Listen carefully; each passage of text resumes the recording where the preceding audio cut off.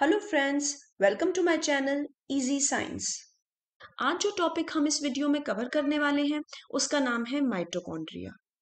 दोस्तों, हर living organism को अपने फंक्शंस परफॉर्म करने के लिए, डिफरेंट डिफरेंट एक्टिविटीज करने के लिए एनर्जी की रिक्वायरमेंट होती है और उस एनर्जी की रिक्वायरमेंट को फुलफिल करने के लिए हम ऑब्टेन करते हैं फूड। फूड से एनर्जी रिलीज करने के प्रोसेस को कहा जाता है रेस्पिरेशन। और दोस्तों, यूकैरियोटिक सेल्स के अंदर इस रेस्पिरेशन की प्रोसेस की साइट होती है माइटोकॉन्ड्रिया। और बिकॉज माइटोकॉन्ड्रिया का मेन फंक्शन एनर्जी रिलीज कराने का है, इसलिए हम इसे power house of the cell भी बोलते हैं। दोस्तों, आपको तो पता ही होगा कि energy currency of the cell होती है एडिनोसिन ट्राइफॉस्फेट, एटीपी। दोस्तों, बात करते हैं माइटोकॉन्ड्रिया के स्ट्रक्चर की। तो अगर आप ध्यान से देखें तो माइटोकॉन्ड्रिया में दो मेम्ब्रेन्स होती हैं, एक जो आपको रेड कलर में शो की गई है और एक जो आपको क्रीम कलर में शो की गई है। दोस्तों, रेड वाली मेम्ब्रेन को बोलते हैं आउटर मेम्ब्रेन और अंदर वाली मेम्ब्रेन जो क्रीम कलर में शो की गई है इसे बोलते हैं इनर माइटोकॉन्ड्रियल मेम्ब्रेन या सिंपली इनर मेम्ब्रेन। दोस्तों, इन दोनों मेम्ब्रेन्स के प्रेजेंस की वजह से माइटोकॉन्ड्रिया के अंदर का स्पेस दो कंपार्टमेंट्स में डिवाइड हो जाता है। एक कंपार्टमेंट वो है जो आउटर मेम्ब्रेन और इनर मेम्ब्रेन के बीच का स्पेस है, इसे हम बोलते हैं इंटर मेम्ब्रेन स्पेस। और एक कंपार्टमेंट वो जो इनर मेम्ब्रेन के अंदर का स्पेस है, इसे हम बोलते हैं मैट्रिक्स। दोस्तों, एक बात ध्यान देने लायक और है कि जो माइटोकॉन्ड्रिया होता है दोस्तों, इसकी आउटर मेम्ब्रेन तो स्मूथ होती है, लेकिन इनर मेम्ब्रेन में आप देख सकते हैं बहुत सारे फिंगर लाइक प्रोजेक्शंस हैं, बहुत सारे फोल्ड्स प्रेजेंट हैं। इनको हम बोलते हैं क्रिस्टी। अब ऐसा होने का रीजन इसके फंक्शन से ही रिलेटेड है। दोस्तों, हमने शुरू में बात करी कि माइटोकॉन्ड्रिया का मेन फंक्शन होता है रेस्पिरेशन, यानी कि फूड से एनर्जी रिलीज कराना। अब दोस्तों, ये रेस्पिरेशन का प्रोसेस कोई सिंगल स्टेप प्रोसेस तो नहीं होता, इसमें बहुत सारी रिएक्शंस इन्वॉल्व होती हैं और इन रिएक्शंस को कैटेलाइज करने के लिए बहुत सारे एंजाइम्स की रिक्वायरमेंट होती है, जिन्हें हम बोलते हैं रेस्पिरेटरी एंजाइम्स।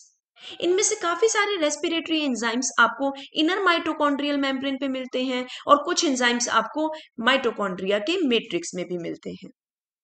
तो बिकॉज रेस्पिरेटरी एंजाइम्स को ज्यादा सरफेस प्रोवाइड किया जा सके, इसलिए इनर मेम्ब्रेन में बहुत सारे फोल्ड्स होते हैं जिन्हें हम बोलते हैं क्रिस्टी। इसके बाद दोस्तों बात करते हैं कि मैट्रिक्स के अंदर आपको और क्या क्या मिलेगा। ध्यान देने लायक बात है, मैट्रिक्स के अंदर आपको और मिलेगा डीएनए और राइबोसोम्स। अब दोस्तों, पिछले लेक्चर में हमने बात करी थी central dogma of molecular biology की। अगर आपने वो लेक्चर नहीं देखा तो मैं आपको डिस्क्रिप्शन बॉक्स में उसका लिंक दे दूंगी, जिसकी वजह से आपको पता लग जाएगा कि प्रोटीन्स बनाने के लिए ये दो स्पेसिफिक रिक्वायरमेंट्स होती हैं, एक तो प्रेजेंस ऑफ डीएनए और दूसरा प्रोटीन्स बनाने की साइट जिन्हें हम बोलते हैं राइबोसोम्स।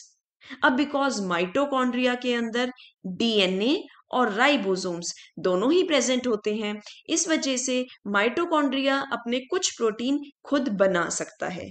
कुछ प्रोटीन ये साइटोप्लाज्म से इंपोर्ट करता है, लेकिन कुछ प्रोटीन्स की सिंथेसिस ये खुद भी कर सकता है, इसीलिए हम इसे बोलते हैं सेमी ऑटोनोमस ऑर्गेनेल। बच्चों, एक बात जो ध्यान देने लायक और है वो ये है कि माइटोकॉन्ड्रिया का जो डीएनए होता है वो प्रोकैरियोटिक सेल के सिमिलर होता है, यानी कि circular DNA. Otherwise eukaryotic cells के न्यूक्लियस में आपको लीनियर डीएनए मिलता है। बच्चों, थोड़ा सा लाइट में इस पे भी थ्रो कर देती हूं कि जो न्यूक्लियस होता है उसके अंदर लीनियर डीएनए जो होता है, यानी कि उसके जो डीएनए के दो एंड्स होते हैं वो फ्री होते हैं। और सर्कुलर डीएनए कहने से मेरा मतलब है कि डीएनए के दोनों एंड्स फ्री नहीं हैं, वो आपस में ज्वाइंट हैं। तो याद रखना है दोस्तों, माइटोकॉन्ड्रिया के अंदर होता है सर्कुलर डीएनए और राइबोसोम्स होते हैं 70s टाइप, जैसे कि प्रोकैरियोटिक सेल में मिलते हैं। लेकिन एक एक्सेप्शन है, मैमल्स के माइटोकॉन्ड्रिया में आपको मिलेंगे 55s राइबोसोम्स, जिनका सेडिमेंटेशन कोफिशिएंट डीएनए जो बाकी माइटोकॉन्ड्रिया में प्रेजेंट होता है 70s उससे कम होता है। अब दोस्तों बात करते हैं एक और पार्टिकल की जिसका नाम है F0F1 ATPase, और इसे हम ऑक्सीजोम पार्टिकल भी बोलते हैं या सिंपली F0F1 पार्टिकल्स भी बोलते हैं। दोस्तों F0F1 पार्टिकल एक एटीपीएज एंजाइम है जो एटीपी की सिंथेसिस को कैटालाइज करता है, और ये आपको कहाँ मिलेगा? This is a star point, inner mitochondrial membrane पे इसकी लोकेशन होती है, और ये बहुत सारे नंबर्स में क्रिस्टी में प्रेजेंट होता है।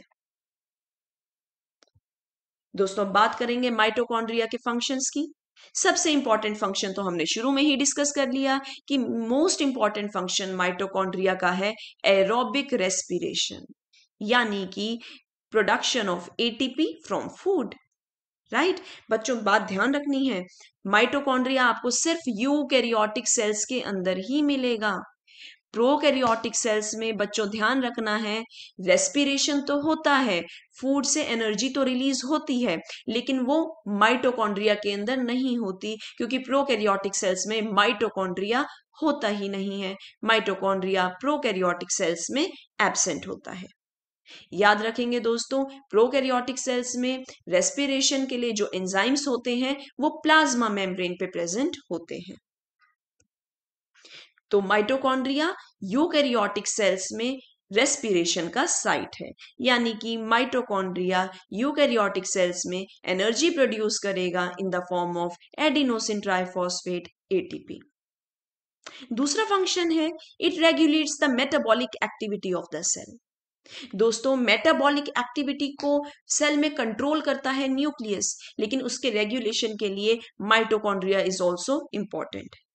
It also promotes cellular proliferation, यानी कि सेल की मल्टीप्लीकेशन या न्यू सेल्स की ग्रोथ को प्रोमोट करना भी माइटोकॉन्ड्रिया का काम होता है। नेक्स्ट फंक्शन है, it helps in detoxifying ammonia in the liver cells. अब दोस्तों आपको पता है हमारे अंदर बहुत सारी रिएक्शंस चलती हैं जिनमें बहुत सारे वेस्ट भी जनरेट होते हैं। उनमें से कुछ वेस्ट होते हैं जिनके अंदर नाइट्रोजन होता है, उन्हें हम बोलते हैं नाइट्रोजिनस वेस्ट। हमारी बॉडी के अंदर नाइट्रोजिनस वेस्ट जब अमोनिया प्रोड्यूस होता है, तो अमोनिया बिकॉज वो बहुत टॉक्सिक होता है, इसलिए लीवर सेल्स में अमोनिया को कन्वर्ट कर दिया जाता है यूरिया में, और हम यूरिया को ही यूरिन में रिलीज करते हैं, एक्सक्रीट करते हैं। तो अमोनिया को यूरिया में कन्वर्ट करना, यानी कि अमोनिया की डिटॉक्सिफिकेशन करने में भी माइटोकॉन्ड्रिया का रोल होता है। नेक्स्ट फंक्शन है एपोप्टोसिस। एपोप्टोसिस को हम बोलते हैं प्रोग्राम्ड सेल डेथ। इसकी रेगुलेशन में भी माइटोकॉन्ड्रिया का बहुत इंपॉर्टेंट रोल होता है। इसके अलावा माइटोकॉन्ड्रिया कैल्शियम आयंस की डिस्ट्रीब्यूशन को डिफरेंट डिफरेंट कंपार्टमेंट्स में मॉड्यूलेट करता है। उसके अलावा कैल्शियम आयंस का रोल बहुत सारे फंक्शंस में होता है जिन्हें माइटोकॉन्ड्रिया परफॉर्म करता है, जैसे कि cellular signalling, cellular differentiation etcetera. Cellular differentiation समझते हैं ना आप लोग? डिफरेंशिएशन का मतलब एक सेल को जब उसका एक स्पेसिफिक फंक्शन दे दिया जाता है, हम बोलते हैं कि सेल डिफरेंशिएट हो गया, और जब सेल को कोई पर्टिकुलर फंक्शन नहीं दिया जाता उसे हम बोलते हैं अनडिफरेंशिएटेड सेल्स। आई होप आपको ये वीडियो यूजफुल लगी होगी, और अगर आपको ये वीडियो यूजफुल लगी है तो इसे लाइक और शेयर जरूर करें और मेरे चैनल को सब्सक्राइब करें। आपको अगर बायो या साइंस से रिलेटेड किसी भी टॉपिक में कोई प्रॉब्लम है तो आप कमेंट सेक्शन में पूछ सकते हैं। Thank you.